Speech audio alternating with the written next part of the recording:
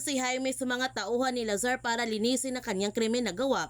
Pinaburan niya ang lahat ng CCTV footage na nagpatunay na siyang pumatay kay Lazar at kailangan si Moises ang mapagbintangan na pumatay kay Lazar. Nagtagumpay naman si Jaime sa kanyang plano dahil makukulong ng habang buhay si Moises sa kanyang pagsaksak kay Lazar. Sobrang masaya pa nga si Jaime dahil napatumban niya kaagad ang 2 tao na kanyang malaking pinoproblema.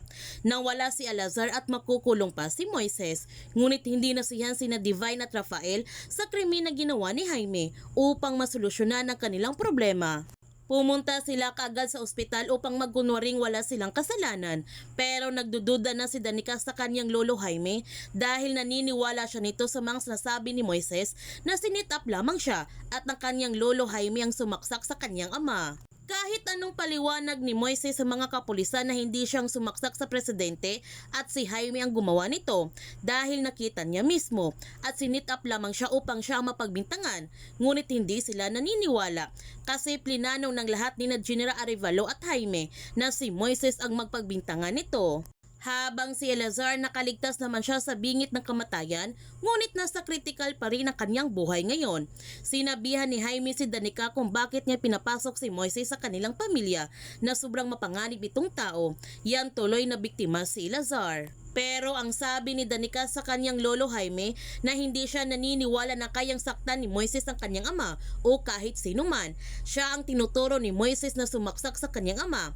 Nilalaso naman ni Jaime ang utak ni Danica at sinabihan niya ito na mas kinakampihan pa niyang hindi niya kadugo kaysa sarili niyang pamilya.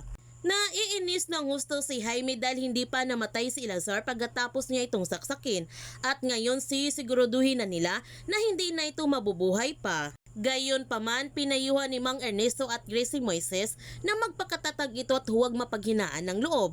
Huwag kalimutan na ipagdasal ang lahat na ito sa Panginoon.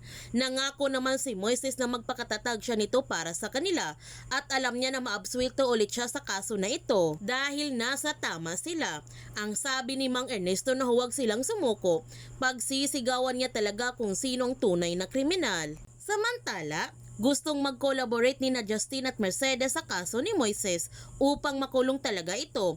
Ngunit nagalit si Rafael sa pangingialam ng dalawa sa bagong kaso ni Moises. At sinabihan niya ito na ayaw niya ma-involve ulit si Justin sa pangyayari na ito at pati na si Mercedes. Pinuntahan ni Mercedes si Rafael sa kanilang kwarto at sinabihan ito na huwag niya ibuhos kay Justin ang lahat niyang stress. Ang sabi ni Rafael na ayaw lamang niya na mangyalam si Justin sa nangyayari ngayon. Ang sabi ni Mercedes na gusto lamang ni Justin na makatulong para masigurado na wala nang lusot si Moises. Ang sabi ni Rafael na unfortunate that Justin has accepted his lies at ang kanilang kasinungalingan. Ang sabi ni Mercedes na gusto lamang ni Justin na protektahan ang kanilang pamilya. Hindi makapaniwala si Rafael na kayang patayin ng kanyang Papa Jaime ang kanyang sariling kapatid. Ang sabi ni Mercedes na hindi intensyon ni Papa Jaime na patayin si Tito Alazar. Yan ang kanyang sinabi. Ang sabi ni Rafael na yan din ang sinasabi ni Justin nung napatay niya si Roland, na wala siyang intensyon na patayin ito. Ano na ang nangyayari sa kanilang pamilya? Mamamatay tao na ba silang lahat? Ang sabi ni Mercedes na aksidente lamang ang lahat na ito at huwag niyang isisi sa kanila dahil it was an accident. At naalala ni Mercedes kung paano niya pinatay si Christine.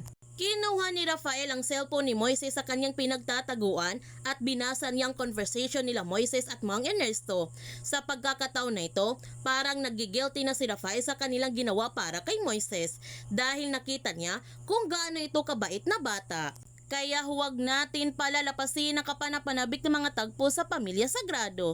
Kung bago ka pa channel ko, don't forget to like, subscribe, and click notification bell para palagi kang updated sa mga videos in-upload ko. Thank you for watching and God bless to everyone!